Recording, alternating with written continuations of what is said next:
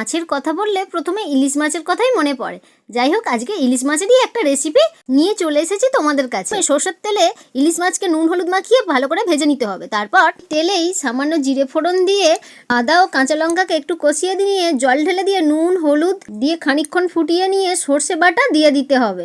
এখানে সর্ষে বাটাতেই একটু জল ঢেলে ওর থেকে সর্ষে গোলা জলটা দিয়ে দিলে দেখা যাবে তলায় সর্ষের খোলাগুলো পড়ে আছে। যাই হোক, এবার মাছ ভাজা দিয়ে ভালো করে ফুটিয়ে নিয়ে কাঁচা সর্ষের তেল দিয়েই সার্ভ করো গরম গরম সর্ষে ইলিশ।